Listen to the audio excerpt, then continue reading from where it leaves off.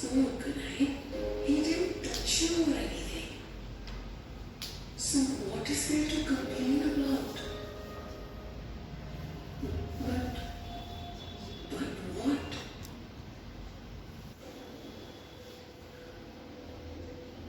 Reporting verbal harassment is your right. It is against the law. Speak out and seek justice. अगर जब आप complaint IC को देते हो तो आईसी क्या करती है, उसमें चार्जशीट बनाती है। आपने लिखा है लड़के ने मुझे यहाँ टच किया, लड़के ने मुझे ऐसा गलत बोला, लड़के ने मुझे ये पिक्चर भी भेजी, या एक दो चीजें आपने 2-3 पॉइंट बनाए, तो आपकी कंप्लेंट के बेस पे हम एलिगेशन की लिस्ट बना के और अक्यूज को 7 दिन के अंदर भेज देते हैं कि आपके अगेंस्ट लड़की ने ये कंप्लेंट दी है। रिमेंबर, और 10 दिन के अंदर, ये जितने भी दिन है टाइम फ्रेम ये वर्किंग के हैं, राइट?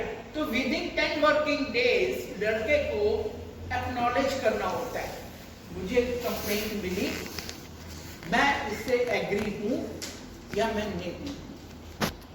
Remember, right?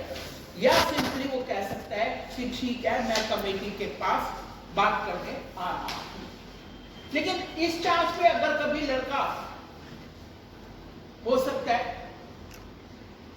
भाग जाए डर के, क्या होता है जब कंप्लेंट माइनर होती है, छोटी होती है, तो हम एक्स पार्टी को सुनते हैं, इनकी स्टेटमेंट को समझते हैं, एविडेंस देखते हैं और फैसला दे देते हैं, ठीक है? और अगर कंप्लेंट सीवियर है तो क्या होता है, हम 3 आपको समन या नोटिस भेजते हैं, ठीक है? 15 दिन का टाइम मिलता है इसमें, और तब भी अगर आप नहीं आते और कंप्लेंट सीवियर है, जिसमें उसने लड़की ने एलिगेशन लगाए हैं फिजिकल फोर्स का, रेप का या कुछ ऐसा, तो आपकी कंप्लेंट 100% पुलिस को चली जाएगी, कमेटी नहीं देखेगी। Remember, right?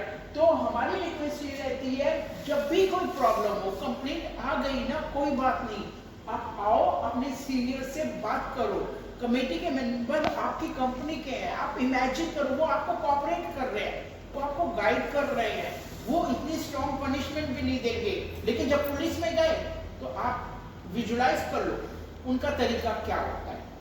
तो कभी भागना नहीं है, हमेशा कमेटी को, मैनेजमेंट को सपोर्ट करना है, कंप्लेंट कैसी भी क्यों ना हो, ठीक है? तो कंप्लेंट आ गई, आपने रिस्पॉन्स दिया, आप कहते हो यस आई एग्री, मैंने मैडम को ऐसा बोला था, मुझे नहीं पता था, मैडम बुरा मान जाएगी, वो बात की बात है।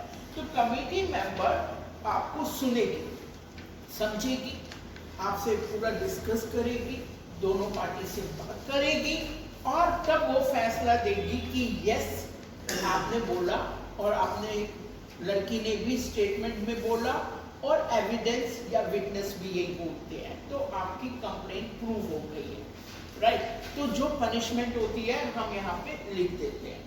अब वो जब पनिशमेंट लिख दी, तो वो पनिशमेंट क्या मैनेजमेंट के पास जाएगी। क्यों जाती है?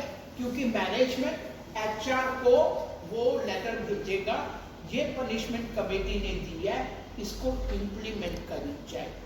तो इम्प्लीमेंटेशन करने के लिए 60 डेज का टाइम है, बट हम लोग 1 हफ्ते में कर लेते हैं, राइट? हम ज्यादा टाइम नहीं लेते, बट लॉ ने ये टाइम फ्रेम दिया हुआ है। टोटल इंक्वायरी प्रोसेस, क्योंकि ये लीगल है, तो 90 डेज का टाइम मिलता है, ठीक है? कि 90 डेज में कमेटी इसको रिजॉल्व कर ले। अभी इसमें लीगल राइट क्या है लड़की की? लड़की का लीगल राइट इसमें ये रहता है कि अगर कंप्लेंट सीवियर है तो उसके ये लीगल राइट होते हैं कि वो रिक्वेस्ट कर सकती है कमेटी को कि मेरी सिटिंग चेंज कराई जाए, मुझे वर्क फ्रॉम होम दिया जाए, या मुझे प्रोटेक्शन के लिए जो है कुछ दिन के लिए मुझे छुट्टी दी जाए, राइट? या मेरे को डॉक्टर की हेल्प चाहिए तो मुझे कोई साइकियाट्रिस्ट रेफर किया जाए, राइट? ये आपके लीगल राइट इंटरिम रिलीफ कहलाते हैं, जिसको मैनेजमेंट नहीं देती, मैनेजमेंट भी नहीं फाइनल करती, सिर्फ और सिर्फ कमेटी मेंबर फाइनल करते हैं।